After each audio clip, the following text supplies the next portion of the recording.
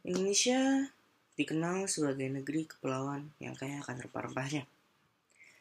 Lada, pala, cengkeh, dan lain-lain.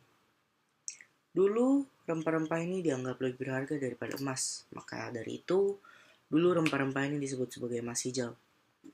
Namun, naasnya kekayaan itu pula yang menjadi awal dari kisah panjang penjajahan dan penderitaan bangsa Indonesia. Dari pelayaran Portugis yang pertama kali menginjakan kaki di Maluku, hingga Belanda yang mendirikan Batavia di Jakarta. Perjalanan bangsa Eropa ke Nusantara bukan tentang perdagangan, tapi juga persebutan kekuasaan, penyebaran agama, dan lahirnya konflik yang mengubah bangsa Indonesia selamanya. Semua bermula pada tahun 1453, ketika Konstantinopel jatuh ke tangan Turki Utsmani. Jalur darat dari Asia menuju Eropa tertutup, dan harga rempah di pasar Eropa melonjak drastis. Lada, pala, dan cengkeh menjadi barang mewah yang hanya bisa dibeli oleh kaum bangsawan atau kaum atas. Karena itulah bangsa-bangsa Eropa berusaha mencari jalan laut baru menuju Asia. Portugis menjadi yang terdepan dengan kapal karavelnya dan ilmu navigasi yang baru. Mereka berlayar jauh menembus samudra pada tahun 1498. Vasco da Gama berhasil mencapai India, dan dari sanalah langkah berikutnya dimulai.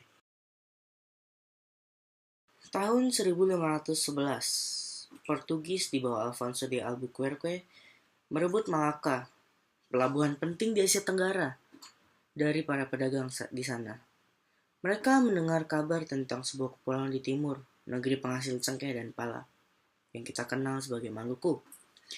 Pada tahun 1512, Francisco de Serrao memimpin pelayaran ke Maluku. Ia tiba di Ternate menjalin hubungan dengan Sultan, dan untuk pertama kalinya orang Eropa menginjakan kaki di Nusantara. Portugis membangun benteng, memonopoli perdagangan, rempah, dan membawa misionaris Katolik untuk menyebarkan agamanya. Namun, sikap keras mereka perlahan menimbulkan perlawanan dari rakyat dan kerajaan setempat. Tak lama setelah itu, Spanyol pun ikut datang. Spanyol datang melalui ekspedisi yang dipimpin oleh Ferdinand Magellan. Dan ekspedisi tersebut berangkat pada tahun 1519. Tapi sayang sekali, Ferdinand Magellan harus gugur pada saat ekspedisi tersebut dikarenakan perang Mactan yang dilakukan di Filipina. Ekspedisi tersebut berhasil mencapai Maluku, tapi pemimpinnya sudah bukan Ferdinand Magellan, melainkan Juan Sebastian Elcano. Portugis bersekutu dengan Ternate, sementara Spanyol bersekutu dengan Tidore. Persaingan bangsa Katolik ini membuat Maluku menjadi ajang perebutan. Hingga akhirnya pada tahun 1529 ditandatanganilah Perjanjian Saragossa yang membagi dunia menjadi dua wilayah pengaruh. Portugis tetap menguasai Maluku, sementara Spanyol mundur ke Filipina.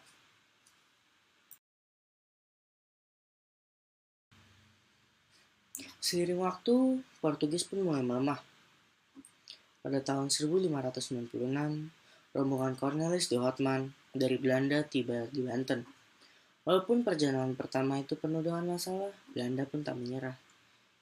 Tahun 1602, mereka mendirikan VOC, kongsi dagang yang cukup besar, yang memiliki kekuatan seperti negara. Itu juga dikarenakan VOC diberikan hak istimewa oleh Belanda. VOC bisa mencetak uang sendiri, membuat perjanjian, lalu bisa menyewa tentara atau prajurit untuk melindungi perusahaannya, dan bahkan mereka bisa menguasai satu wilayah. Pada 1619, Jan Pieterszoon Koen merebut Jakarta dan menggantinya dengan nama Batavia. Dari sinilah Belanda perlahan-lahan mengambil alih Nusantara. Mereka menyingkirkan Portugis, menguasai Maluku, Banda, jalur rempah lainnya, dan memonopoli ketat diterapkan. Dan rakyat pun dipaksa tunduk oleh VOC yang menggiring akhirnya rakyat Indonesia atau rakyat Nusantara berada di ambang penderitaan.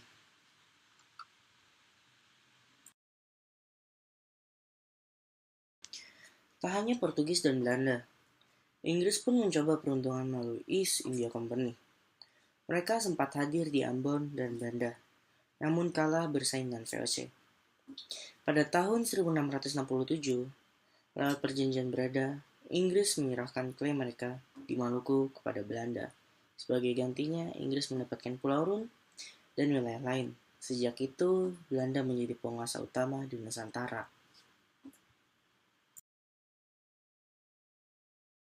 VOC yang awalnya hanya sebuah perusahaan dagang yang diberi hak istimewa oleh pemerintahan Belanda berubah menjadi penguasa besar di Nusantara. Selama hampir 2 abad, mereka memonopoli rempah-rempah dan memaksa rakyat bekerja dan menyingkirkan siapapun yang menentangnya. Namun, sayangnya keserakahan mereka sendiri pun yang membawa mereka pada kehancuran. Tahun 1799, VOC bangkrut dan dibubarkan. Seluruh asetnya kemudian diambil alih oleh pemerintah Belanda yang secara resmi menjadikan Indonesia sebagai jajahan. Dari sekedar mencari rempah, kedatangan bangsa Eropa ke Nusantara akhirnya menjelma menjadi penjajahan panjang yang berlangsung berabad-abad hingga Indonesia memproklamasikan kemerdekaannya pada tahun 1945. Sejarah ini mengajarkan kita satu hal yang sangat amat penting. Kekayaan alam kita bisa menjadi anugerah, sekaligus malapetaka, jika tidak dijaga dengan baik. Dari rempah, bangsa asing datang. Dari rempah juga lahirlah penjajahan. Dan kini, tanggung jawab kita sebagai bangsa Indonesia adalah menjaga agar sejarah itu tidak terulang kembali. Semoga dengan saya membuat video ini, kalian dapat mengetahui sejarah Indonesia lebih luas lagi. Saya Matthew di sini, saya undur diri dan terima kasih.